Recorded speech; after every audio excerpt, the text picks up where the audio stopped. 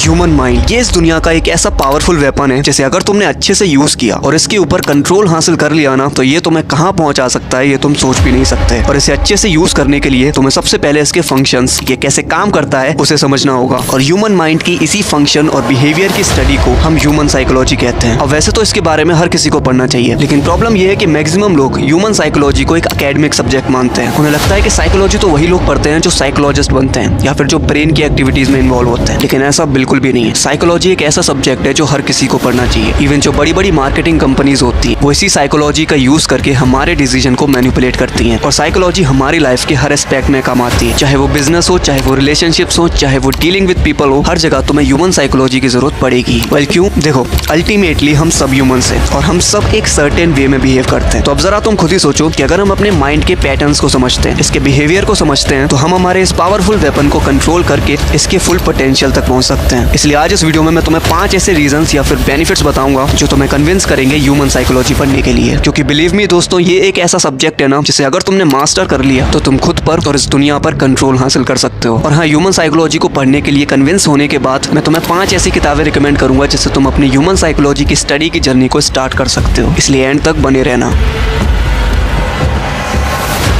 Reason number 1, to understand ourselves. Human psychology पढ़ने से हम हमारे थॉट्स, इमोशंस और बिलीव्स के मिरर रिफ्लेक्शन को देख पाते हैं। हम ये समझ पाते हैं कि हम जैसा बिहेव करते हैं वो क्यों करते हैं। और ये चीज बड़ी ही पावरफुल है, क्योंकि अगर तुम ये समझते हो कि तुम किसी भी सिचुएशन में जो भी एक्शन लेते हो वो क्यों लेते हो, क्यों ऐसा बिहेव करते हो, तो तुम नेक्स्ट टाइम अपने बिहेवियर को कंट्रोल करके उसे पॉजिटिव डायरेक्शन में भी ले जा सकते हो। नहीं समझ में आया ना? डरो मत, चलो एग्जाम्पल से देखो। हम में से मैक्सिमम लोग घर पे तो शेर बन के कुछ भी बोल देंगे, लेकिन जब बारी आती है स्टेज पर कई सारे लोगों के सामने बोलने की, तो हमारी बोलती बंद हो जाती है। और इसके पीछे कई साइकोलॉजिकल रीजंस हैं। तो अब इमेजिन करो कि अगर तुम उन रीजंस को समझते हो, तुम ये समझते हो कि स्टेज पर जाने से तुम्हारे ब्रेन में क्या बिहेवियर पैदा होते हैं, तो नेक्स्ट टाइम तुम इस चीज को कंट्रोल भी कर सकते हो। और सिर्फ यही नहीं, अगर तुम अपने दिमाग के पैटर्न्स को समझते हो, खुद को समझते हो, तो तुम अपनी इस लाइफ को चेंज भी कर सकते हो। और मैं ये हवा में नहीं कह रहा हूँ। ओफ्रा विनफ्रे, जो एक फेमस अमेरिकन होस्ट और एक टेलीविजन प्रोड्यूसर है, इनका बचपन काफी चैलेंजिंग रहा था और सालों तक ये डिप्रेशन में भी रही है। लेकिन ह्यूमन साइकोलॉजी के कुछ प्रिंसिपल्स की मदद से इन्होंने अपनी लाइफ को पूरी तरह से चेंज किया है। और इंटरनेट पर तुम्हें बहुत सारे एग्जाम्पल्स ऐसे मिल जाएंगे जहां पर ह्यूमन साइकोलॉजी की मदद से लोगों ने अपनी लाइफ चेंज की है। Reason number 2, to become emotional intelligent. हम ह्यूमंस एक इमोशनल एनिमल्स हैं जिसमें कई सारे इमोशंस भरे पड़े हैं। और हम अपनी लाइफ में क्या और कितना अचीव करेंगे ये इस बात पर डिपेंड करता है कि हम अपने इमोशंस को कैसे यूज करते हैं। क्योंकि हर रोज हमें कई सारी ऐसे सिचुएशन से डील करना पड़ता है जहां पर हमारे इमोशंस हम पर हावी हो जाते हैं और हमसे वो करवाने लगते हैं जो हम लॉजिकली तो नहीं करना चाहते, लेकिन इमोशंस में बहकर कर जाते हैं। फॉर एग्जाम्पल, जब सुबह जल्दी उठना होता है और अलार्म बजता है, तो लॉजिक तो कहता है कि उठ जा, लेकिन इमोशंस कहते हैं सो जा बाबू,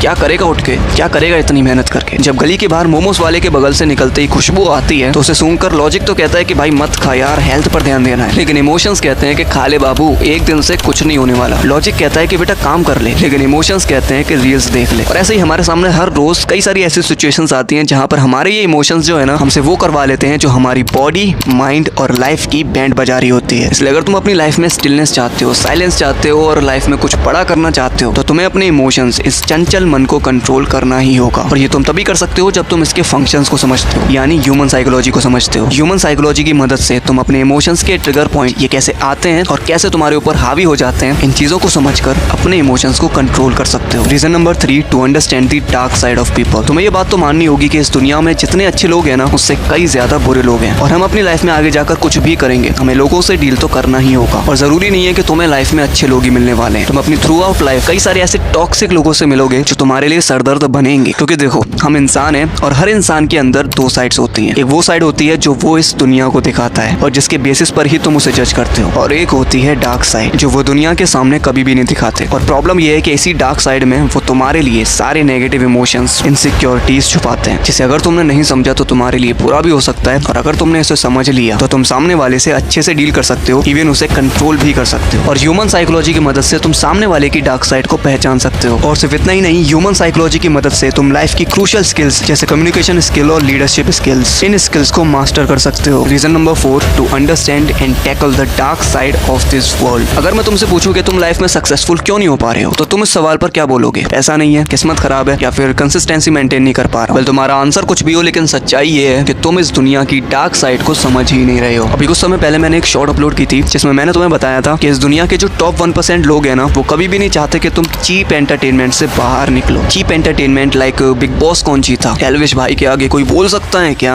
नागिन कौन है, इस एक्ट्रेस ने क्या पहना, क्या खाया, क्या पिया, विराट कोहली ने कितने रन बनाए, शुभमन गिल क्यों नहीं खेल पा रहा है, बारिश बरखा भी जूली, ये सब क्या है? तुम्हें लगता है ये सब तुम खुद देखते हो, या फिर इन चीजों को देखना या ना देखना तुम्हारे कंट्रोल में? अगर तुम ऐसा सोचते हो तो बिल्कुल गलत हो, क्योंकि ऐसा बिल्कुल भी नहीं है मेरे दोस्त। ये चीप एंटरटेनमेंट, फालतू की रील्स, फालतू की मीम्स तुम्हें जानबूझकर दिखाया जाता है। विश्वास नहीं हो रहा तो इंस्टाग्राम खोलकर देखो, फेसबुक खोलकर देखो, तुम्हें उसमें क्या दिखता है? तुम जब पहली बार इंस्टाग्राम के उस सर्च बटन पर जाते हो तो तुम क्या देखते हो? तुम्हें सबसे पहले वो टॉक्सिक चीजें ही तो दिखाई जाती हैं। तुम रील्स के ऑप्शन पर जाओ, 1-2 घंटे से पहले वापस नहीं आने वाले। तो ऐसा क्यों हो रहा है? तुम्हें क्या लगता है तुम कंट्रोल कर रहे हो इसे? ऐसा बिल्कुल भी नहीं है भाई। ये जितने भी एप्स तुम चलाते हो ना, चाहे वो इंस्टाग्राम हो गया, फेसबुक हो गया, अब तो यूट्यूब भी हो रहा है, इनके एल्गोरिथम को, इनके सेटिंग्स को ही कुछ इस तरह से डिजाइन किया गया है जिससे तुम इस चीज में फंसोगे ही फंसोगे। इन्हें बनाने वाली जो कंपनियां है ना, इन्होंने कई सारे अपने पैसे खर्च किए हैं हमारी साइकोलॉजी को समझने में। इनकी कई सारी साइकोलॉजिस्ट की टीम ने साइकोलॉजिकल रिसर्च करी ह्यूमंस के ऊपर कि हम किस चीज से ज्यादा अट्रैक्ट होते हैं, किस चीज से ज्यादा एडिक्टिव बनते हैं। तो इसलिए ये जो एप्स है ना, बस तुम्हारी साइकोलॉजी से खेलते हैं और इसीलिए तुम इसमें फंस जाते हो। तो इसलिए वो टॉप 1% लोग तो कभी चाहेंगे ही नहीं कि तुम इस चीज से बाहर निकलो, क्योंकि जिस दिन तुमने इनके बारे में पढ़ना शुरू कर दिया, डीप कंसेप्ट्स के बारे में पढ़ना शुरू कर दिया, लाइक फिलोसफी, साइकोलॉजी, मनी, तो इन लोगों का अस्तित्व खतरे में आ जाए। क्योंकि जो इंसान इन डीप कंसेप्ट्स को समझता है ना, वो सवाल करेगा, और इस दुनिया में वही लोग जीतते हैं जो सवाल करना जानते हैं, जिनकी थिंकिंग रैशनल होती है। और ये रैशनल थिंकिंग तुम तभी डेवलप कर सकते हो जब तुम ह्यूमन साइकोलॉजी और इन डीप कंसेप्ट्स को समझते हो। Reason number 5 to understand deep concepts of mind. तुम्हें पता है हमारा माइंड एक ऐसा मिस्टीरियस ऑब्जेक्ट है जिसके अंदर इतनी सारी मिस्ट्रीज छुपी हुई हैं जिसे आज तक साइंटिस्ट भी नहीं सॉल्व कर पाए हैं। और सबसे बड़ी मिस्ट्री तो हमारा ये सबकॉन्शियस माइंड है, जो कि इतना पावरफुल है जिसकी मदद से तुम कुछ भी अचीव कर सकते हो। लेकिन वो तभी होगा जब तुम इसके फंक्शन को समझते हो, तुम ये समझते हो कि ये कैसे काम करता है। इसलिए जब तुम ह्यूमन साइकोलॉजी पढ़ते हो ना, तो तुम अपने दिमाग के कुछ डीप कंसेप्ट्स को समझते हो, like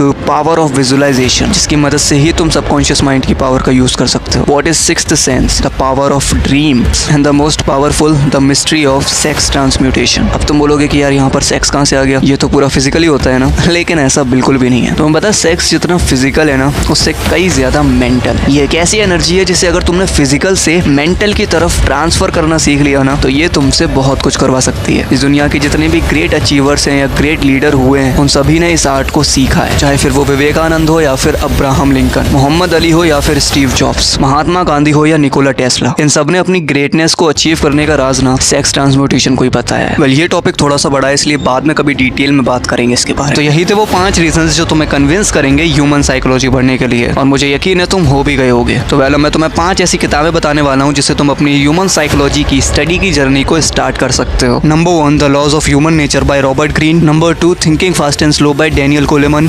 number 3, Sapiens by Yuval Noah Harari. Number 4, the power of your subconscious mind by Joseph Murphy. And number 5, think and grow rich by Napoleon Hill. अब अगर तुम्हें ये वीडियो पावरफुल लगी और थोड़ा सा भी तुमने सीखा हो कुछ, तो एक लाइक जरूर ठोकना और सब्सक्राइब कर ही जाना, और शेयर करो इस वीडियो को अपने जैसे ही यंग लोगों के साथ, ताकि वो भी ह्यूमन साइकोलॉजी को पढ़ने की इंपॉर्टेंस को समझ सकें। मिलते हैं तुमसे अगली वीडियो में, तब तक के लिए जय हिंद।